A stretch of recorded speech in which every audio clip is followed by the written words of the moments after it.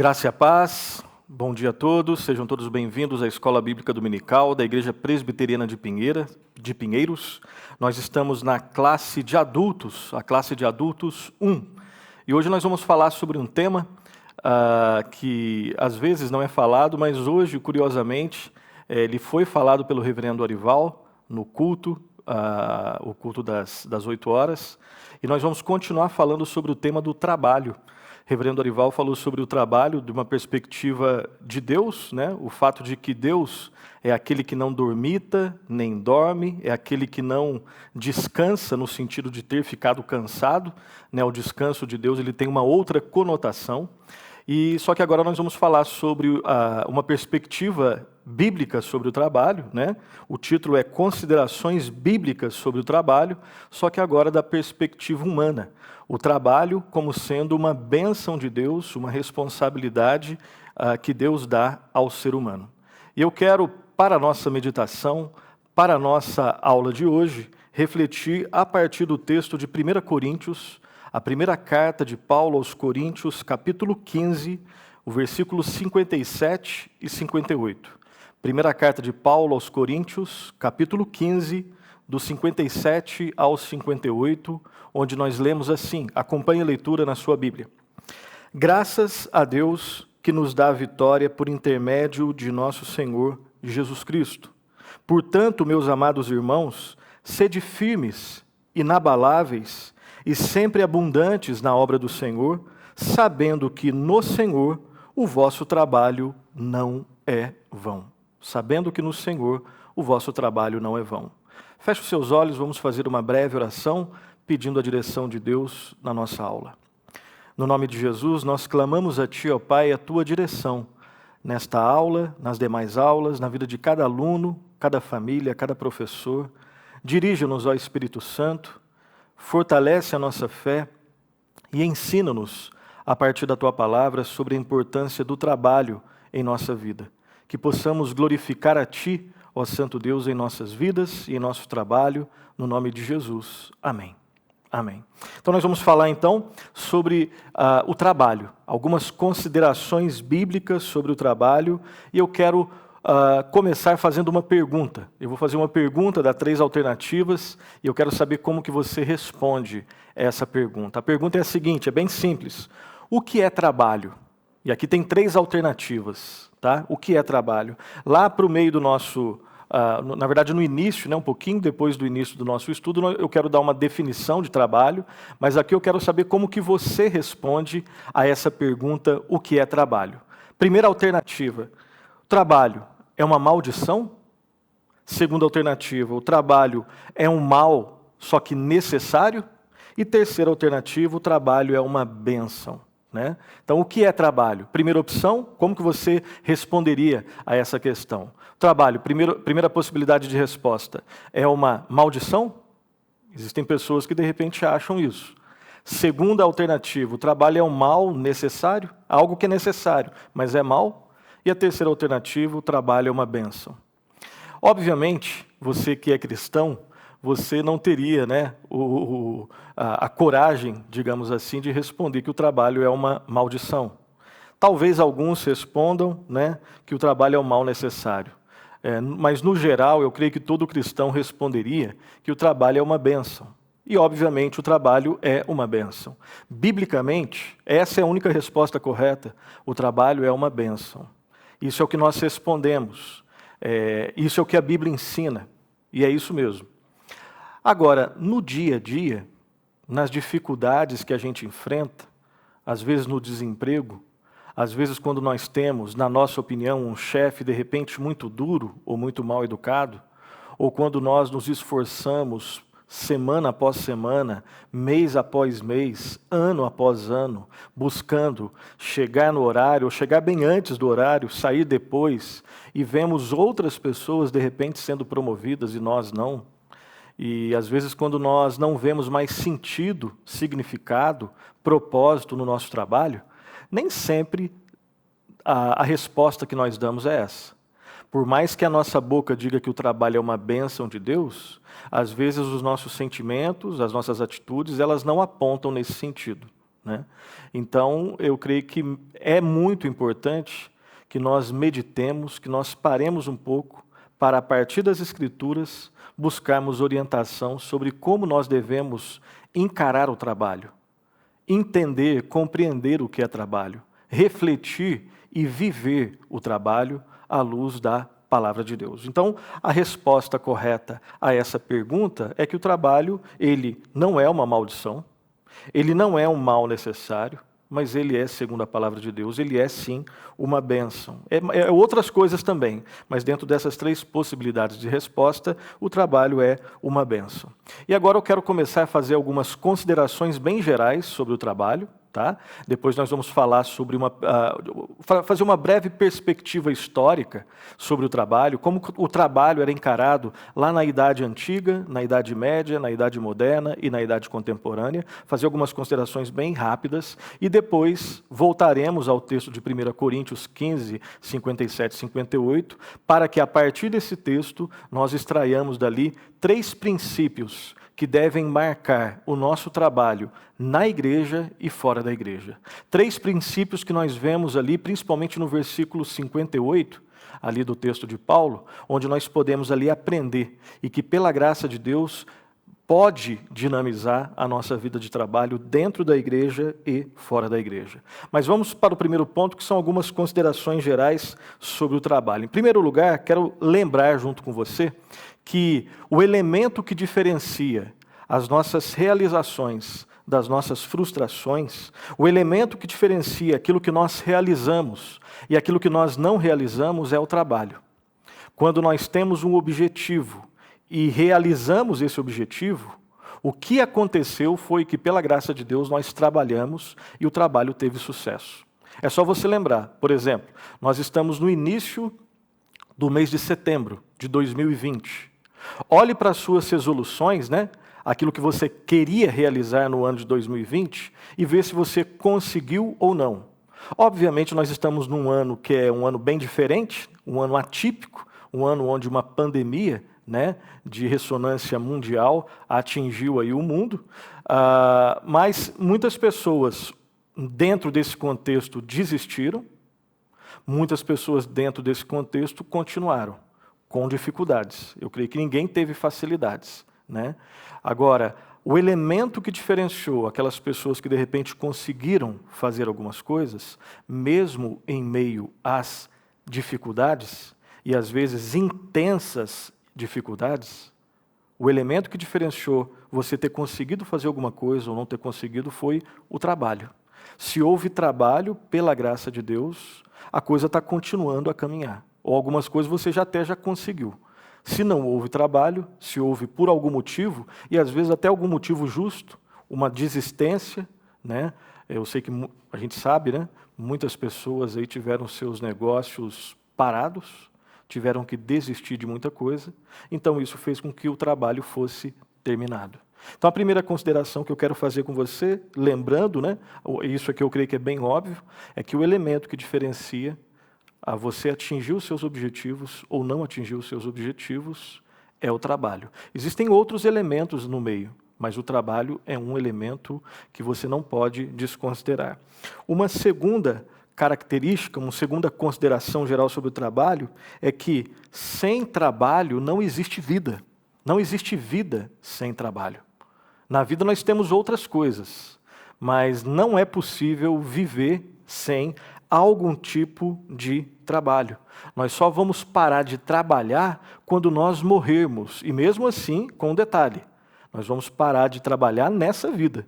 Porque, falando do ponto de vista cristão, lá nos novos céus e nova terra, o trabalho continuará, né? Com outros elementos, lá não vai haver coisas que de repente existem aqui, né? Mas nós trabalharemos nos novos céus e nova terra. Um trabalho que só traz glória a Deus e um trabalho que só traz alegria para aqueles que trabalham para a honra e para a glória de Deus. Uma terceira consideração, aí nós vamos definir o que é trabalho. Nós estamos falando sobre o trabalho e é necessário que nós busquemos uma definição simples, mas honesta sobre o que é trabalho. E a definição mais simples que eu conheço sobre trabalho é a seguinte: Trabalho é qualquer tipo de esforço físico ou mental que tem um propósito. Vou repetir essa definição para você. O que é trabalho? Uma definição bem simples e honesta com o nosso objeto de estudo aqui, que é o trabalho. Trabalho é qualquer tipo de esforço físico ou mental que tem um propósito, né, um objetivo específico. E o trabalho, ele envolve algumas características, preste atenção. Primeira característica do trabalho: o trabalho envolve o uso de energia destinado a vencer a resistência oferecida pelo objeto que você quer transformar. De uma maneira bem mais simples, seria o seguinte: pense no trabalho de um marceneiro, aquele que mexe com madeira, né? E quando ele pega um pedaço de madeira, e ele olha para aquela madeira e quer transformar aquela madeira num taco de beisebol. Para ter trabalho, ele vai ter que olhar para aquela madeira e trabalhar naquela madeira, vencer a resistência que aquela madeira tem, até que aquela madeira bruta seja transformada num belo de um taco de beisebol. Então, sempre quando nós pensamos em trabalho, nós estamos falando de um uso de energia física e energia também mental, porque nós temos que projetar, planejar e executar. Normalmente, planejamento, a reflexão são atividades mais mentais, a execução é uma atividade um pouco mais braçal. E quando nós pensamos em trabalho, nós estamos pensando em todas essas questões. Uma segunda característica do trabalho: o trabalho sempre se propõe a uma transformação. Sempre.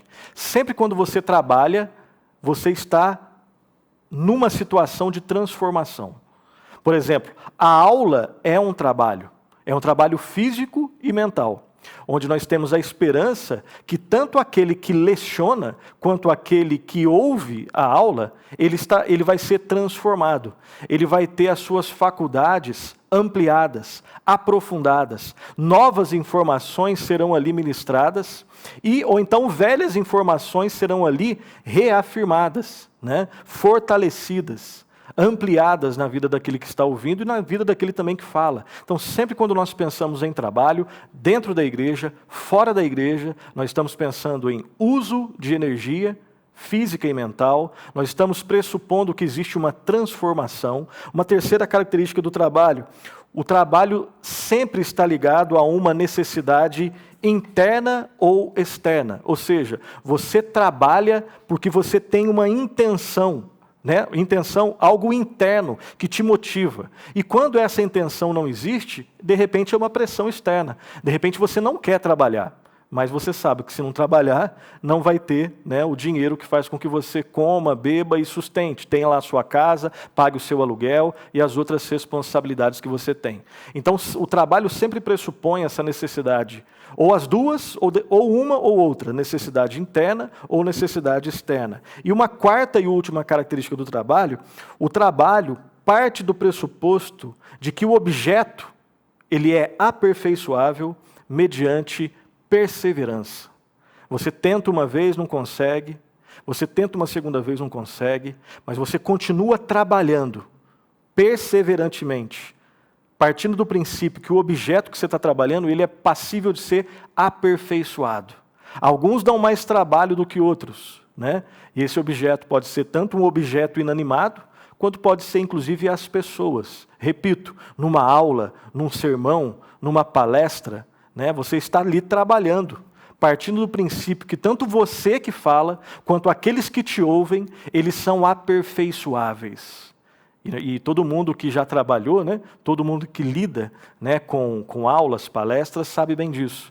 Que você, enquanto trabalha, você está sendo aperfeiçoado e também está sendo usado para que outras pessoas possam ser aperfeiçoadas. Olha só, né, quantas informações nós temos aí nas atividades, né, que nós chamamos de trabalho. Uma outra consideração: não existe vida útil sem trabalho. E aqui, quando eu digo vida útil, eu não estou me referindo à questão do trabalho puramente ou tão simplesmente do ponto de vista mercadológico. né? Porque se fosse dentro desse ponto de vista, só pessoas que têm saúde plena poderiam trabalhar. Aquelas que de repente têm algum tipo de dificuldade física ou mental, elas não teriam vida útil. E não é isso que nós estamos afirmando. O que eu afirmei e reafirmo é que não existe vida útil sem trabalho. E aqui não é do ponto de vista só mercadológico. Pessoas que têm as duas pernas e conseguem caminhar, que têm os dois braços e conseguem caminhar, elas podem ser pessoas que não cumprem trabalho do ponto de vista correto. E pessoas que de repente não conseguem caminhar porque têm algum tipo de dificuldade de locomoção, algum tipo de dificuldade físico-mental, elas podem e trabalham muito bem dentro das suas limitações. Eu vou citar alguns exemplos que são mundialmente conhecidos. Por exemplo, quando eu digo que não existe vida útil sem trabalho, eu não estou me referindo só a pessoas que são saudáveis, né, do ponto de vista onde todas as suas faculdades funcionam, não. Eu lembro, por exemplo, do Stephen Hawking, aquele físico e escritor.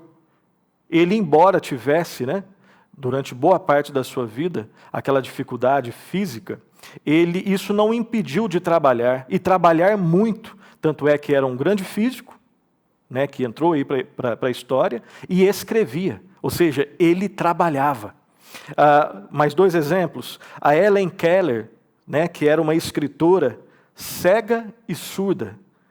Mesmo assim, a despeito da sua cegueira e da sua surdez, isso não impediu que ela trabalhasse.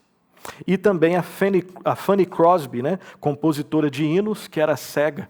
O fato dela ter a dificuldade, dela não conseguir enxergar, não impediu que ela trabalhasse. Então, com esses exemplos, eu volto a afirmar pela última vez, não existe vida útil sem trabalho, a despeito das dificuldades de todos. Alguns, de repente, têm algumas facilidades, mas essas facilidades não significam que eles vão trabalhar bem. E outros têm intensas, extremas dificuldades. Mas, a despeito dessas dificuldades, isso não significa que eles não trabalham e que eles não tenham vida útil. Eles têm vida útil, sim. Esses são só 3 exemplos, existem muitos outros. Tá? Mas 2 considerações sobre o trabalho. O trabalho, ele não foi uma punição provocada pela queda. Ele não foi uma punição que foi provocada pela queda, mas ele existia antes da queda. Quando Deus cria o mundo e cria o homem que habitaria o mundo, e aí nós estamos nos referindo aos textos de Gênesis 1 e 2, ali já existia trabalho, antes da queda. Em Gênesis 1 e 2 já existia trabalho, e era um trabalho abençoado, trabalho que deveria ser feito, assim como deve ser feito até hoje, e será feito plenamente, perfeitamente lá nos novos céus e nova terra, um trabalho que glorificasse totalmente a Deus, e enchesse o homem de alegria em Deus. Então já existia, e basicamente o trabalho do homem em Gênesis 1 e 2 era cultivar o jardim, né? No aspecto cultural, cultivar o jardim. O homem foi criado nessa relação tríplice, né? Isso nós estudamos lá em teologia, numa relação tríplice, numa relação com Deus, numa relação com o próximo e numa relação com a ordem criada. O homem deveria amar a Deus sobre todas as coisas, amar ao próximo como a si mesmo e cuidar do mundo, produzir cultura que glorificasse a Deus e trouxesse benefícios para o homem. E isso dá muito trabalho, né? O homem deveria cultivar o jardim, né, produzir cultura, ou seja, já existia trabalho antes da queda e o trabalho não foi uma punição, como muitas pessoas de repente acham até hoje, né, que o trabalho foi uma punição, agora que vocês pecaram, agora vocês vão ter que trabalhar. Não, o trabalho já existia antes, trabalho é algo bom, intrinsecamente bom, ok? O pecado ele mancha isso. Depois da queda, aí o homem vai ter que trabalhar, mas agora o trabalho vai ter o elemento da frustração. E esse elemento não existia antes da queda. Então o que a queda coloca é essa mancha no pecado. Ela mancha a relação do homem com Deus, ela mancha a relação do homem com o próximo, ela mancha a relação do homem com a cultura, com o mundo, né? E agora, especificamente no que se refere ao trabalho, o homem continuaria trabalhando e deveria trabalhar para a glória de Deus, só que ele não consegue por si só. Agora o homem tem um elemento que é adicionado. O homem vai trabalhar e isso vai gerar frustração. Pela graça de Deus, né, pelo fato de que Deus, pela sua graça, né, pela sua graça e misericórdia, Ele também faz com que, mesmo nas dificuldades, nós experimentemos alegria no trabalho, mas entremeada com momentos de tristeza, dificuldade e frustração. E a última consideração, nesse início, nesse primeiro ponto das considerações gerais sobre o trabalho, é a seguinte: o trabalho, ele só faz sentido, o descanso, ele só faz sentido quando tem trabalho. Né? Ou seja, é sempre errado quando eu quero descansar sem trabalhar, né? Porque só existe descanso porque existe trabalho, do ponto de vista do homem. O homem precisa descansar porque ele trabalha. Então, primeiro vem o trabalho, depois vem o descanso. Então, essas são algumas considerações bem gerais sobre o conceito e sobre aquilo que envolve o conceito e a prática do trabalho. Agora vamos fazer um breve passeio na história, né? E vai ser bem breve mesmo, né? Uma visão panorâmica e histórica do trabalho. Qual que era o tipo de trabalho valorizado nos 4 grandes períodos da história? Obviamente, como aqui é um resumo bem rápido, nós corremos o risco de superficialidade, né? Mas aqui é só para ilustrar de uma maneira assim, um pouco mais didática, como que o trabalho era visto na Antiguidade, na Idade Média, na Idade Moderna e na Idade Contemporânea. E isso aqui não é só uma curiosidade, é para a gente refletir, né? Será que nós estamos pensando como a Bíblia nos ensina a pensar sobre o trabalho? Então vamos lá. Primeiramente, lá na Antiguidade, né? Ou seja, desde o começo do mundo até ali no século V, entre o século IV e o século V depois de Cristo, como que existia um tipo de trabalho que era valorizado e um tipo de trabalho que não era valorizado. Nós vamos sempre trabalhar com essas 2 categorias, tá? Nesse panorama histórico. Um tipo de trabalho que é sempre valorizado naquela época e um tipo de trabalho que não era valorizado. Como que era isso na Antiguidade? Lá na Idade Antiga, ou seja, do começo do mundo até o século V da era cristã, o tipo de trabalho valorizado era o trabalho intelectual e filosófico, ou seja, trabalho que era prateleira de cima, né, como alguns dizem, trabalho que era realmente valorizado, que todo mundo queria de alguma forma exercer, era o trabalho dos filósofos e dos pensadores. Quem mexia com intelectualidade, leitura, reflexão, escrita, debates, esse era um tipo de trabalho valorizado. Trabalho superior. Qual que era o trabalho não valorizado? O desvalorizado, na Idade Antiga, principalmente. Trabalho braçal. Trabalho braçal é trabalho de gente inferior. Trabalho intelectual é trabalho de gente superior. Tá? Isso na Antiguidade, de maneira bem rápida. Na Idade Média, do século V até o século XV, mais ou menos, nesses 1000 anos, né, que nós chamamos aí de Idade Média, o trabalho valorizado continua sendo o trabalho intelectual. Só que agora tem um elemento que é acrescentado. Não é só o trabalho intelectual e filosófico. É o trabalho intelectual, filosófico, mas que tem um cunho religioso. Né? Porque nós sabemos que esse período aí da Idade Média, do século V até o século XV, nós sabemos ali que a igreja, né, a igreja majoritária daquela época, a igreja romana principalmente, ela exerceu profunda influência em todo o mundo, em toda a sociedade, principalmente a sociedade europeia, né? No mundo europeu. E ali, no caso, quem exercia um tipo de trabalho que merecia o aplauso das pessoas, que era bastante valorizado, eram os filósofos, mas filósofos cristãos. Aqueles que, de alguma forma, estavam dentro da hierarquia da igreja. Aqueles que exerciam cargos de importância nos mosteiros ou monastérios. Então, trabalho valorizado na Idade Média era o trabalho realizado pelos intelectuais, mas de cunho teológico. Não tanto filosófico quanto lá da filosofia grega. Agora é uma filosofia cristã. Trabalho valorizado nessa época. Qual que era o trabalho desvalorizado? Continua sendo o trabalho braçal. Só que com um sentido, com um detalhe aqui importante. O trabalho braçal, na Idade Média, era desvalorizado, só que, inclusive, esse trabalho que era desvalorizado ganha um cunho teológico, um cunho religioso. Porque os entendidos explicavam esse tipo de trabalho como sendo importante. Você aqui, enquanto estiver na terra, você realiza esse trabalho braçal, que não é valorizado, mas se você realizar bastante, isso terá algum tipo de valor lá no céu. Lá na Idade Antiga, porque o cristianismo não tinha influência ali, né? Na verdade nem existia o cristianismo em si, existia a religião que depois nós vamos chamar de cristianismo, né? Ali não se tinha esse cunho religioso para justificar o trabalho braçal, mas na Idade Média já começa a existir. Então, de maneira bem rápida, lá na Antiguidade, na Idade Média, aí nós vamos lá para a Idade Moderna, que começa ali no século XVI, mais ou menos, vai até ali o século XVIII. E aqui nós vamos falar da Idade Moderna, influenciada pela Reforma Protestante, especificamente o sentido protestante da coisa. Tá? Qual que era o trabalho valorizado para o protestante e que continua até hoje? É qualquer tipo de trabalho lícito para o protestante, pelo menos assim, o que está escrito é isso, deveria ser isso, né? Às vezes na prática não é, mas para a concepção protestante de trabalho, qual que é o tipo de trabalho valorizado? O intelectual somente? Não. É qualquer tipo de trabalho lícito. Qualquer tipo de trabalho permitido pela palavra, desde que seja feito para a glória de Deus. E aqui nós temos uma mudança radical nessa forma de compreender o tipo de trabalho que é valorizado do tipo de trabalho que não é valorizado. Lá na Idade Antiga e na Idade Média, né, era o tipo de trabalho que você realizava. Trabalho intelectual, valorizado. Trabalho braçal, não valorizado.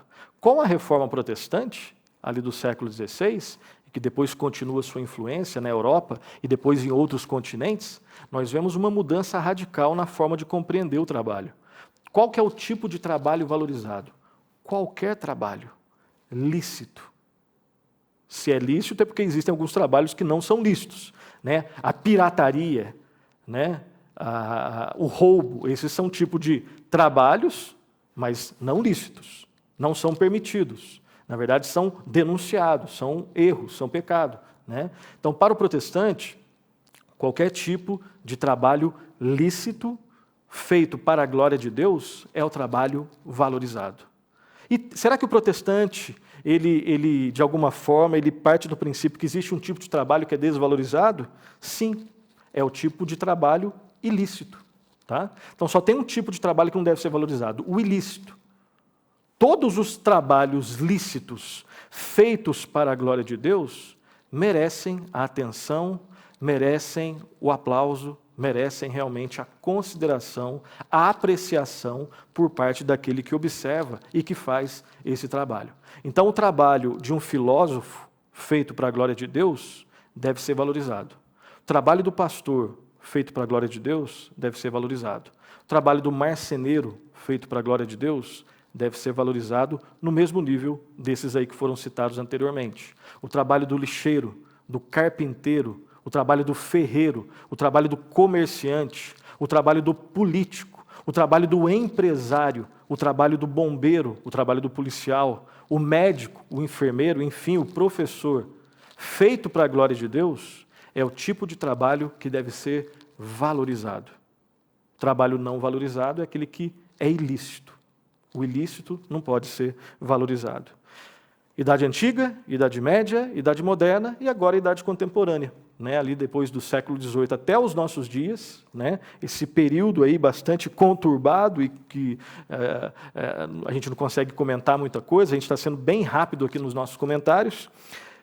Será que mudou alguma coisa? Claro que mudou. Né? Qual que é o tipo de trabalho valorizado na chamada contemporaneidade, nos nossos tempos? O tipo de trabalho valorizado, e você bem sabe disso, nos nossos tempos, na idade contemporânea, lá do século XVIII até os nossos dias, é o tipo de trabalho que traz riqueza, status, independente se é lícito ou não. Basicamente é isso. O tipo de trabalho valorizado nos nossos dias é o tipo de trabalho que produz riqueza material, status, destaque para a pessoa, né? Independente se é lícito ou é ilícito. Esse é o trabalho valorizado. Estou falando de forma bem geral. E o tipo de trabalho desvalorizado é qualquer trabalho que não traz retorno financeiro ou status. Mesmo que seja bom, mesmo que seja honesto, mesmo que seja útil para a sociedade e mesmo que seja feito para a glória de Deus. Mas na nossa sociedade não é um tipo de trabalho valorizado. Se não traz riqueza e não traz status, esse é um tipo de trabalho que é secundário, terciário, quaternário. Agora, o trabalho valorizado na nossa sociedade é aquele que te traz muita grana e muito status, mesmo que não seja feito para a glória de Deus e mesmo que seja ilícito, inclusive. Claro que eu estou falando de forma geral, como nós falamos no início, ok? Então, esse seria o panorama, né, sobre essas questões aí do trabalho. E com essas informações na nossa mente, eu quero fazer algumas perguntas aqui. Qual é a sua? Eu mostrei para vocês, né, de forma bem resumida, a visão dos trabalhos valorizados e não valorizados na Antiguidade, Idade Média, Idade Moderna e Idade Contemporânea. Agora, qual é a sua visão sobre o trabalho? Dentro da igreja e fora da igreja. O que você pensa de trabalho? Qual que é o tipo de trabalho que você valoriza? Intelectual? Braçal? É o tipo de trabalho que você faz? O que o outro faz não tem tanta importância assim? O que você pensa disso? Trabalho, na sua opinião, é algo positivo ou negativo? É algo que anima ou desanima? Como tem sido o seu trabalho? Dentro da igreja e fora da igreja? E a última pergunta é: qual deve ser a sua motivação para o trabalho? Qual tem sido a sua motivação, a minha motivação? Qual tem sido a nossa motivação no trabalho? E como deve ser a nossa motivação, segundo as Escrituras, para desenvolvermos o nosso trabalho dentro da igreja e fora da igreja? Tá? Então, a partir dessas perguntas, nós vamos voltar para o texto inicial. Tá? Deixa a sua Bíblia aberta em 1 Coríntios 15, 57 e 58, e vamos buscar responder essas questões a partir desse texto, desses dois versículos, mais especificamente no versículo 58. Eu vou reler, quero que você acompanhe a leitura. 1 Coríntios 15, 57 e 58, está escrito assim: graças a Deus que nos dá a vitória por intermédio de nosso Senhor Jesus Cristo. Preste atenção no seguinte: Paulo está no final, está terminando, né, está no último capítulo da sua primeira carta aos Coríntios, e ele aqui lhe deixa bem claro que o fundamento da nossa esperança é a pessoa e a obra do Senhor Jesus Cristo. O fundamento da esperança do cristão é a pessoa bendita do Senhor Jesus Cristo. E a obra perfeita, irrepetível, infalível, suficiente, perfeita, que o Senhor Jesus Cristo realizou lá na cruz do Calvário, na sua morte e na sua ressurreição. Esse é o fundamento para a nossa vida. Não existe um outro fundamento. Esse é o único fundamento da vida do cristão. Então, no 57, ele deixa isso muito claro. E aí vem o 58, e nós vamos, de uma maneira mais detida, analisarmos o 58. Lá está escrito assim: portanto, ou seja, lembrando que Cristo é o nosso fundamento, portanto, meus amados irmãos, 3 coisas, tá? Sede firmes e inabaláveis, sempre abundantes na obra do Senhor, sabendo que no Senhor o vosso trabalho não é vão. Então, a partir desse versículo 58, eu quero aqui relembrar junto com você 3 atitudes que devem caracterizar o nosso trabalho. O nosso conceito de trabalho, a nossa concepção de trabalho, o que nós pensamos e como nós devemos viver no dia a dia, dentro da igreja e fora da igreja, o nosso trabalho. Tá? Então, Paulo deixa bem claro que o trabalho ele tem que ter pelo menos essas 3 características aqui, principalmente essas 3 características. Em primeiro lugar, a firmeza ou a inabalabilidade. Né? Quando ele diz, sede firmes, portanto, meus amados irmãos, sede firmes, inabaláveis. Então, no trabalho dentro da igreja e fora da igreja, e aqui lembrando que o nosso trabalho intramuros, né? Intra-eclésia, dentro da igreja e fora da igreja, deve ser feito com firmeza. Tanto o trabalho dentro da igreja quanto fora da igreja deve ser feito para a glória de Deus. Isso é algo que nós devemos lembrar. Eu devo lembrar, todos nós devemos lembrar, que tudo que nós fazemos, nós devemos fazer para a glória de Deus. E aí, Paulo lembra dessas 3 características aqui, desses 3 elementos que devem caracterizar o nosso trabalho dentro da igreja e fora da igreja. Primeiramente, a firmeza e a inabalabilidade. E aqui eu quero fazer algumas considerações rápidas sobre essa primeira característica. Só faz sentido Paulo dar essa ordem para sermos firmes e inabaláveis. Por quê? Porque, infelizmente, ele sabia disso na vida dele e na vida da igreja de Corinto. Ele sabia que a nossa tendência é para não sermos firmes e nem inabaláveis. Paulo só deixa bem claro, portanto, sede firmes e inabaláveis, porque ele sabe do perigo de nós não sermos firmes e nem inabaláveis. Nós muitas vezes desistimos, fraquejamos, enfraquecemos, paramos, desanimamos, desistimos. E é dentro desse contexto de fraqueza, desistência, onde nós nos desanimamos às vezes, conosco, com o próximo, com tudo isso, que Paulo diz: portanto, meus amados irmãos, sede firmes, inabaláveis. Uma segunda consideração: as dificuldades do relacionamento que nós temos no trabalho, a sedução do mundo, o cansaço, o desinteresse, as dúvidas, as divisões, as nossas diferenças e as lutas que nós temos, elas existiam lá na igreja de Corinto. Você conhece a história daquela igreja, uma igreja que enfrentava muitas dificuldades, pecados, divisões, dificuldades relacionais dentro ali da igreja, coisas horríveis acontecendo. Mas tudo aquilo que acontecia em Corinto, em algum nível, em algum aspecto, de alguma forma, são desafios que nós temos hoje conosco, né? E é nesse contexto, lá de Corinto e no nosso, que nós somos desafiados a lembrarmos dessa palavra aqui: sede firmes e inabaláveis. Tanto para a igreja lá de Corinto, quanto para nós aqui no século 21, esteja você onde você estiver, a ordem continua sendo a mesma: sede firmes e inabaláveis. Quero lembrar aqui de duas músicas que são um pouco mais antigas, tá? Aqui provavelmente eu vou entregar um pouco a minha idade, mas duas músicas que fizeram sucesso, uma ali na década de 1970, mais ou menos, e a outra na final da década de 80, né? Uma música do Ed Mota que dizia assim: eu não nasci para trabalho, eu não nasci para sofrer, eu percebi que a vida é muito mais que vencer. Né? E uma outra letra, né, de uma outra música, do seu tio, do Tim Maia, né, curioso, né, tio e sobrinho aqui, ele dizia assim, numa música chamada Sossego, ele falava assim: ora bolas, não me amole com esse papo de emprego, não está vendo? Não estou nessa, o que eu quero, sossego. Então, o curioso aqui é que tanto o Tim Maia, cantando Sossego, quanto o Ed Mota, né, na sua outra música, que eu não estou lembrado o nome, eles estavam trabalhando, né, isso tem que deixar bem claro. Né? Quando eles escreveram essas músicas, quando eles cantavam essas músicas, eles estavam trabalhando. Mas o que nós queremos destacar aqui é o fato de que o conteúdo dessas duas músicas aqui, ou boa parte deles, reflete um pouco o que nós pensamos às vezes, ou que muitas pessoas pensam sobre o trabalho. Né?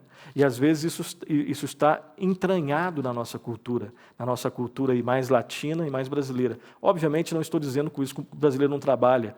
Nós bem sabemos que o brasileiro trabalha e trabalha muito. Não é isso que está sendo discutido. A questão é que às vezes o que nós pensamos, o que nós desejamos sobre isso, né? Sobre essa questão do trabalho. Tá? E uma pergunta aqui que eu quero fazer. Dá para imaginar o apóstolo Paulo, dá para imaginar o Simonton, né? Dá para imaginar Lutero, Calvino, ou qualquer outro aí, herói da fé, cantando essas duas músicas? Né? Uma exaltando mais o sossego, não que nós não queremos ter momentos de sossego, não é isso, né? E a outra, eu não nasci para trabalho, não nasci para sofrer. Dá para imaginar o apóstolo Paulo cantando, eu não nasci para sofrer? Né?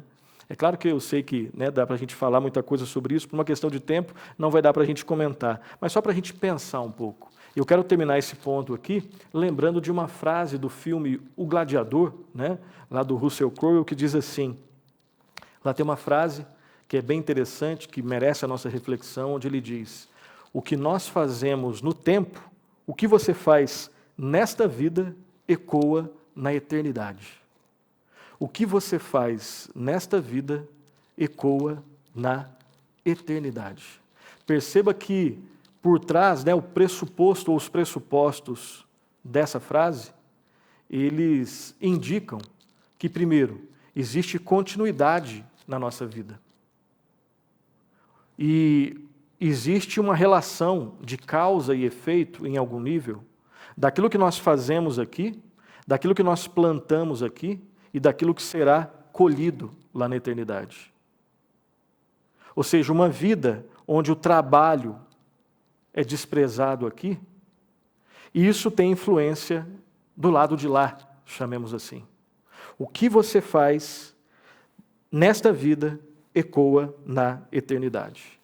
E aqui também nós podemos afirmar que as nossas atitudes, elas devem ser marcadas por coragem, por compromisso e por firmeza.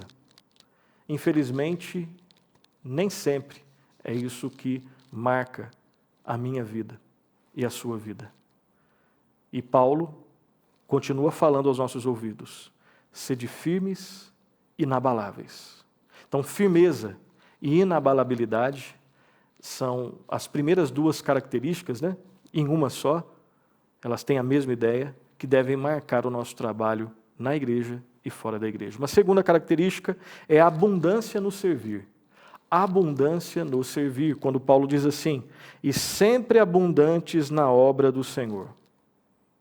Ou seja, o que nós desenvolvemos na igreja e fora da igreja deve ser feito, em primeiro lugar, para a glória de Deus, e não deve ser feito pouquinho, não deve ser feito só ali, só o comecinho, não. Deve ser feito de forma abundante, deve ser feito muito, tá? Daqui a pouco nós vamos falar um pouquinho sobre ativismo, existe esse perigo, tá? Mas aqui não tem como fugir do que Paulo está falando. Sempre abundantes na obra do Senhor. Aqui ele não está falando assim, na obra do Senhor, faça a média do que todo mundo faz. Se a média é 7, faz 7. Não. Ele está falando em ser abundante na obra do Senhor. Aqui eu quero fazer uma pergunta. Que relação existe entre trabalho e amor? Ou entre amor e trabalho? Será que existe algum tipo de relação entre trabalho e amor ao trabalho? Claro que existe. Sempre existiu, sempre existe, sempre existirá. E qual é? A relação é a seguinte: o trabalho feito com a motivação correta demonstra amor em relação àquele a quem nós estamos trabalhando, ou com quem nós estamos trabalhando. Repito, qual que é a relação entre amor e trabalho e amor? O trabalho feito com a motivação correta, ele demonstra amor. Não existe amor sem trabalho. Não é verdade quando você diz eu te amo, mas você não faz nada em relação ao seu objeto de amor. Agora, quando você trabalha, quando você tem uma atitude, você está demonstrando amor. Imperfeito, passivo de correção, mas já é um amor sincero. Nós provamos o nosso amor quando nós trabalhamos na direção da pessoa que nós dizemos que nós amamos, em direção à pessoa amada. E aqui preste atenção, a abundância no servir está totalmente relacionada à abundância no amor. E o contrário também é verdadeiro. A abundância no amor sempre vai desaguar em abundância no servir. Se eu amo, eu trabalho. E quando eu trabalho com a motivação correta, porque infelizmente é possível trabalharmos com a motivação incorreta. Mas quando nós trabalhamos com a motivação correta, em direção àquele que nós amamos, em relação àquela que nós amamos, nós estamos demonstrando amor. Mas não existe amor sem trabalho. E Paulo aqui nos ensina a trabalhar com entusiasmo, trabalhar guiados e cheios de Deus na obra do Senhor. E 3 pontos aqui importantes. Primeiro, não existe lugar para ociosidade na vida cristã. Isso não quer dizer que nós devamos ser ativistas. O ativismo também é um pecado, mas nós devemos ser abundantes. Significa que o trabalho é uma bênção. Segunda consideração, só cumprimos a nossa vocação, o nosso chamado, através do trabalho. Não existe cumprimento do chamado, não existe cumprimento da nossa vocação sem trabalho. Todos nós somos vocacionados, chamados para trabalhar no reino de Deus, dentro da igreja e fora da igreja. E terceira consideração, a maneira como trabalhamos reflete a nossa temperatura espiritual, a nossa vida espiritual. Quando trabalhamos, estamos sempre servindo a alguém, ou a um ídolo ou a Deus. Não existe uma terceira possibilidade, não existe uma terceira alternativa. Repito, esse terceiro ponto, dentro do segundo ponto. Quando nós trabalhamos, nós sempre trabalhamos de uma maneira. E a maneira como nós trabalhamos revela, reflete a nossa vida espiritual. E sempre, quando nós trabalhamos, nós estamos servindo a alguém, ou a Deus ou a um ídolo. Quem eu tenho servido? Quem você tem servido quando você trabalha? Que tipo de espiritualidade eu reflito quando eu desenvolvo as minhas atividades no dia a dia, dentro da igreja ou fora da igreja? Então, nós já temos aqui duas grandes características, dois grandes princípios que devem nortear a nossa vida de trabalho dentro da igreja e fora da igreja. Paulo deixa bem claro, né? Paulo deixou bem claro que, em primeiro lugar, é a firmeza, segundo lugar, é a abundância no servir, e terceiro e último lugar é a convicção do sucesso. Quando você trabalhar, trabalhe com firmeza, trabalhe sendo abundante no servir. Em terceiro lugar, trabalhe com a convicção de que em Deus o sucesso é garantido. E o sucesso é medido por Deus, não pelo mundo. É o sucesso segundo Deus, não o sucesso segundo o mundo. O sucesso segundo o mundo, do ponto de vista de Deus, é um fracasso. O sucesso segundo o mundo, do ponto de vista de Deus, é um fracasso. Exatamente isso. Agora, do ponto de vista de Deus, o sucesso segundo o mundo é que é um fracasso. Então, vamos tentar entender o que significa essa convicção do sucesso. Primeiro, onde está isso no texto? Lá no finalzinho, quando Paulo diz assim, sabendo que no Senhor o vosso trabalho não é vão. Ou seja, meus amados irmãos, sede firmes e inabaláveis, sempre abundantes na obra do Senhor. Olha a garantia que ele dá no final. Sabendo que no Senhor o vosso trabalho não é vão. Então aqui Paulo apresenta o que nós podemos chamar de o fundamento da nossa firmeza. Primeiro ele deixa bem claro que nós devemos ser firmes. Senhor, mas eu nem sempre sou firme, às vezes eu não sou firme. Às vezes eu sou muito maleável, muito flexível. Sendo sincero, às vezes nós somos covardes. Nós não somos corajosos como nós devemos ser. Mas Paulo não dá a ordem e deixa a gente sozinho. Ele dá a ordem e mostra qual que é o fundamento para a gente cumprir essa ordem. Paulo sabia bem claro na vida dele, e nós sabemos na nossa vida, pelas Escrituras e pela nossa experiência, que nós não conseguimos ser firmes em nós mesmos. A nossa firmeza vem de outra pessoa. A nossa firmeza está fundamentada numa outra pessoa. E aqui nós somos apresentados, relembrados sobre essa pessoa, sabendo que no Senhor o vosso trabalho não é vão. A firmeza do cristão está no Senhor. A inabalabilidade do cristão está no Senhor. A abundância no servir deve estar fundamentada no Senhor. E a nossa esperança e convicção do sucesso no nosso trabalho, eles devem estar sempre no Senhor. É Cristo que garante. Nele, o nosso trabalho não é vão. É o próprio Deus que nos dá essa garantia. Imagine a seguinte situação, aproximando do final. Imagine que você está numa corrida, a corrida ainda não começou. Você está um pouquinho antes da corrida. A corrida vai começar. É uma corrida longa. É uma corrida dura. É uma corrida difícil. É uma corrida que com certeza será cansativa, extenuante. Então está você na linha de partida, você e os vários outros corredores ou corredoras. O dono de tudo chega no teu ouvido e diz: você já venceu. É você que irá vencer essa corrida. Pergunta: o que você faz? 3 alternativas. Já que ele garantiu que eu vou vencer, eu desisto. Não preciso nem correr. Essa é a primeira alternativa. Segunda alternativa: você corre, mas só para cumprir tabela.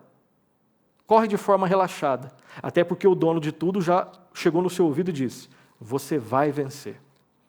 Primeira alternativa: desisto. Não preciso correr, já vou vencer. Segunda alternativa: até corro, mas corro de uma forma relaxada. Terceira alternativa: você corre da melhor forma possível.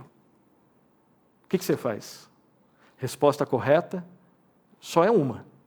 A primeira prova que houve algum engano ali, e não foi da parte do dono, foi na sua parte. Ou não houve uma conexão entre a soberania e a sua responsabilidade. Você foi um responsável.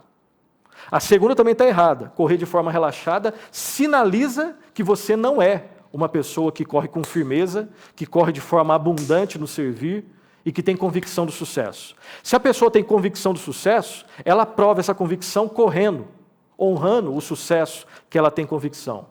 Se a pessoa realmente é um trabalhador, ele não vai desistir, ele vai correr. E a terceira é a correta. Você corre da melhor forma possível. Não existe vitória sem trabalho. Para ganhar a corrida, você tem que correr. Entretanto, quem corre e vence a corrida, embora se esforce ao máximo na luta, corre e trabalha baseado na força que vem não dele, mas na força que vem de Deus. Perceba que essa é uma história que pode ilustrar muita coisa, né? O nosso Senhor Jesus Cristo, Ele deu a vida por nós e ressuscitou. E Ele é o fundamento e o modelo da nossa firmeza, do serviço abundante, e Ele nos dá a certeza da vitória, pois Ele mesmo é aquele que venceu e garante a vitória. Somente em Jesus Cristo a nossa vida é útil, e somente em Jesus Cristo existe vitória verdadeira. E aqui eu quero fazer um breve comentário sobre a relação que existe entre eleição e trabalho, com essa ilustração dessa historinha aqui. O povo de Deus foi eleito por Deus para viver uma vida que honra e glorifica a Deus, e não para ficarmos à toa ou para vivermos do jeito que nós queremos. A eleição, ela é apresentada à pessoa, a eleição ela sempre provoca sinais. O eleito ele dá sinais da eleição, e o sinal da eleição não é preguiça. O sinal da eleição não é uma vida relaxada. O sinal da eleição é uma busca mais por Deus, é consagração, é uma vida de trabalho. Nós sinalizamos a nossa eleição, pela graça e misericórdia de Deus, numa vida de trabalho que honra a Deus. Nós fomos eleitos com um propósito: proclamar as virtudes daquele que nos chamou das trevas para a sua maravilhosa luz. Isso pressupõe trabalho, muito trabalho. Proclamar as virtudes daquele que nos chamou das trevas para a sua maravilhosa luz pressupõe pelo menos algumas coisas. Vou lembrar de algumas aqui.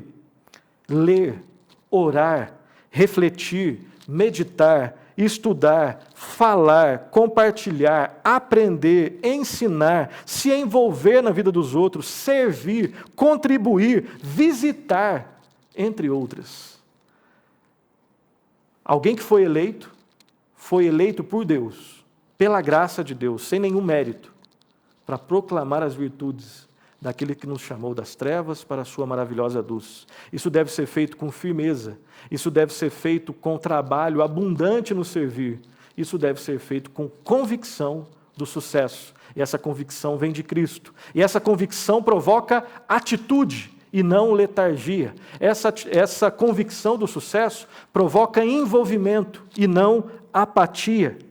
Na Bíblia e na história corretamente interpretadas, o que nós vemos é aqueles que creem na eleição e na predestinação foram as pessoas que mais trabalharam na obra de Deus. Os patriarcas foram assim, os profetas foram assim, os apóstolos foram assim, Paulo foi assim, os pais da igreja foram assim, os reformados, os puritanos, os evangelistas e os missionários foram assim. Tinham a convicção do sucesso, E essa convicção os levou a envolvimento e não a apatia ou uma falsa noção de eleição. A eleição, ela é sempre acompanhada de sinais que testificam a eleição: arrependimento, fé, obediência, busca por santificação, humildade, confissão, consagração, serviço, e tudo isso envolve muito trabalho para a glória de Deus. Quero terminar a nossa aula de hoje sobre trabalho dentro da igreja e fora da igreja, esses 3 princípios: a firmeza, a abundância no servir e a convicção do sucesso, fazendo as seguintes aplicações. Em primeiro lugar, à luz das Escrituras, repensemos as nossas ideias e as nossas atitudes em relação ao trabalho na igreja e fora da igreja. Segunda aplicação, não existe, como nós vimos, não existe vida sem trabalho, não há vitória sem trabalho, não há crescimento nem amadurecimento sem trabalho. Na caminhada do trabalho, na igreja e fora da igreja, existem sim dificuldades e desafios internos e externos. E a palavra nos ensina: sejamos firmes e inabaláveis. Mas eu não consigo, eu não tenho força. A ausência de força, a constatação da nossa fraqueza, deve nos levar para a cruz do Senhor Jesus Cristo. A fonte da nossa vida, a fonte da nossa salvação, na verdade, o nosso Salvador. Entregue tudo nas mãos de Deus, descanse tudo aos pés da cruz, descanse em Cristo, e nele nós teremos, pela graça dele, força para caminhar mais um pouco.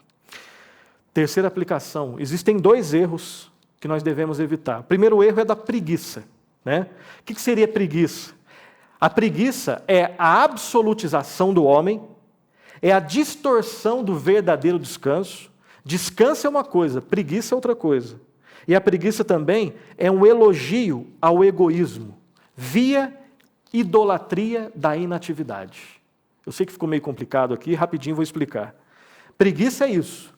Quando você absolutiza você mesmo, quando você distorce o verdadeiro sentido do descanso, quando você elogia o egoísmo: eu mereço, eu não vou fazer nada porque eu mereço.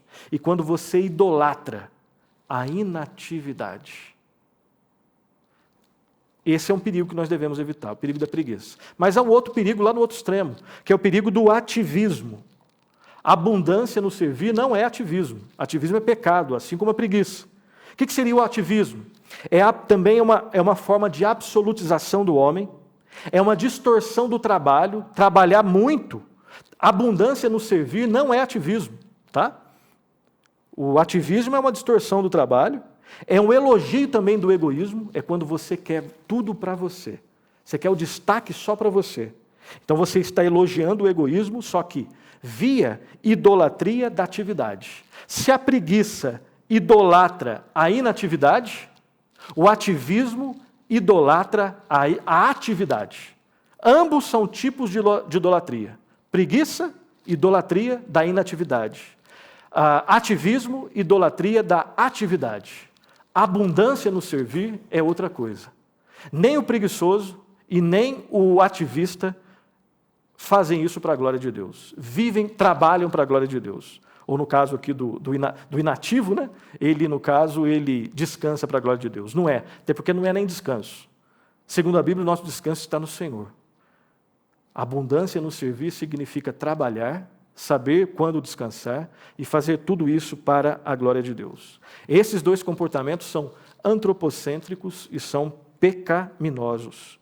Quarta consideração: nosso trabalho deve ser feito para a glória de Deus, para o bem do próximo e para a nossa alegria em Deus. Nessa vida, nós vamos experimentar realização no trabalho, mas frustração também no trabalho, na igreja e fora da igreja.